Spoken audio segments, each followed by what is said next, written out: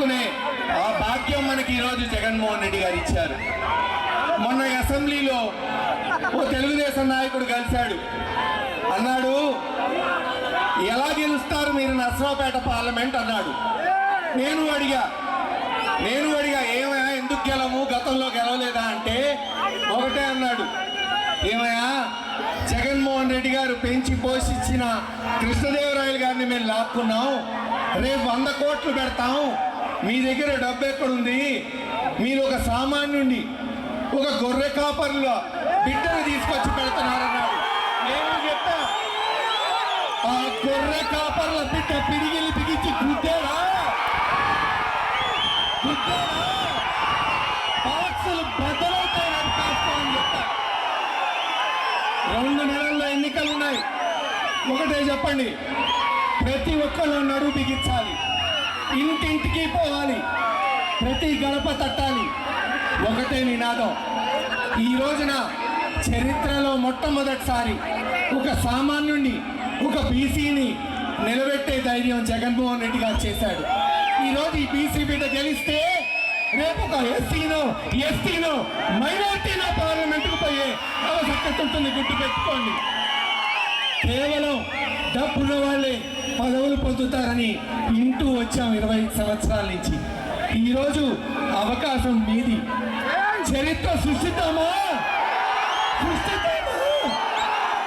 అందుకే ప్రతి ఇంటికి పోయి ఈరోజు మనం అనిల్ యాదవ్ గారిని, లేదు జగన్మోహన్ రెడ్డి గారు బలపరిచిన 7 సంబంధించి ఛాలెంజ్ చేస్తూ ఉన్నాను. తేల్చుకుందాం, రాబోయే 20 రోజులు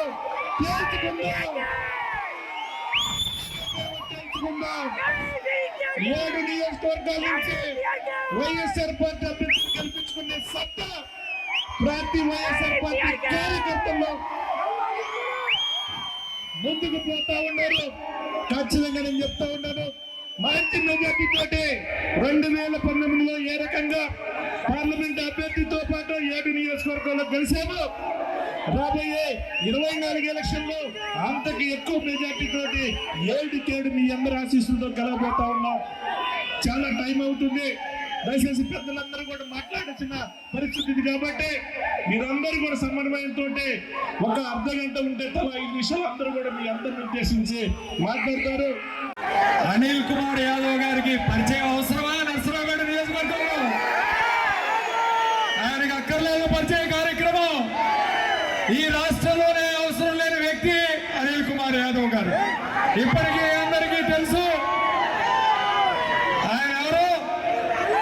జగన్మోహన్ రెడ్డి గారు పంపించిన రామబంటు ఆంజనేయుడు ఈరోజు రాష్ట్రానికి వచ్చాడు.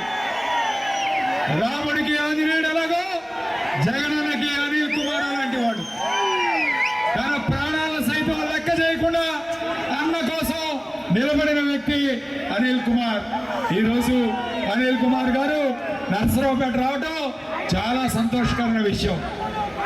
ఒకసారి మన ఎంపీ లావు కృష్ణదేవరాయలు గారు రాజీనామా చేయగానే మమ్మల్ని అందరినీ కూడా, ఎమ్మెల్యేలందరినీ కూడా పిలిచి జగన్మోహన్ రెడ్డి గారు అడగడం జరిగింది, ఎవరిని పెడదామని చెప్పి ఒక మాట అడిగితే మా అందరి నోటి నుంచి వచ్చిన ఏకైక వ్యక్తి అనిల్ కుమార్ యాదవ్ అని చెప్పి మేమందరం కూడా చెప్పడం జరిగింది. మేమందరం అంటున్నాం, సింహపూర్ నుంచి సింహం ఈరోజు పల్నాడు వచ్చింది. కాసుకోండి తెలుగుదేశం పార్టీ నాయకులారా. మాట్లాడాను 3 విషయాలు మాట్లాడి నేను సెలవు తీసుకుంటాను. అనిల్ గారి కోసం మీరందరూ ఎదురు చూస్తున్నారు. నాకు ఈ కోలాహలం చూస్తుంటే, అనిల్ కుమార్ గారు వచ్చినప్పుడు ఆ ప్రవాహాన్ని చూస్తుంటే సింహపురి నుంచి ఒక నూతన ఉత్సాహం, ఒక ఎనర్జీ నరసరావుపేటకు వచ్చినట్టుగా అనిపిస్తుందని మనం చేస్తున్నాం. మరొక్క విషయం చెప్పనా, ఆగయ్య, నాకన్నా ఇరిగేషన్ శాఖ మంత్రిగా ముందు చేసినటువంటి వ్యక్తి అనిల్ కుమార్ యాదవ్ గారు. జగన్మోహన్ రెడ్డి గారు ఒకటే చెప్పాడు, అన్నా అనిల్ ఆ సీటులో లెగు, రాంబాబు అన్న కూర్చుంటాడు అంటే మారు మాట్లాడుకోకుండా లెగిసి వెళ్ళి నెల్లూరులో కార్యకర్తలాగా పనిచేసిన విశ్వాస పాత్రుడు